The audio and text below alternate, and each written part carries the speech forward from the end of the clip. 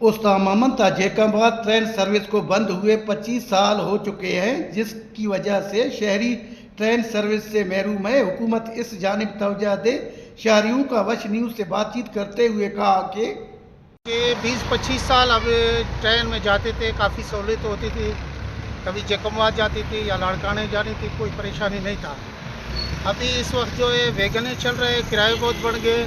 जिधर जाओ तो सीट नहीं मिलते, सुबह से शाम तक ठहरो, वापस चले जाओ घर, सीट नहीं है। बुकिंग बोलते तुम्हारे पास 3 बच्चे, ये बिस्तरे उठाते नहीं है। गरीब आदमी किराए का पूरा करे या क्या करे।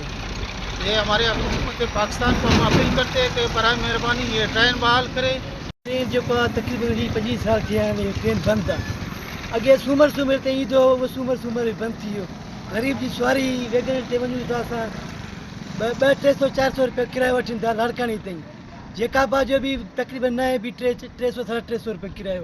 ट्रेन ते वेंदा हुआसीं त ग़रीब 5 रुपया ॾींदा न हले लहंदा हुआसीं लाड़काने जा जैकबाबाद लाथे वेंदा हुआसीं। हाणे ट्रेन हाणे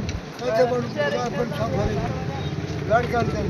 शहरियों ने वफाकी हुकूमत और सूबाई हुकूमत से मुतालबा किया कि उस्ता मोहम्मद जैकबाबाद तक ट्रेन सर्विस को बहाल किया जाए। कैमरा टीम के साथ अली हसन बलोच, वश न्यूज़, उस्ता मोहम्मद।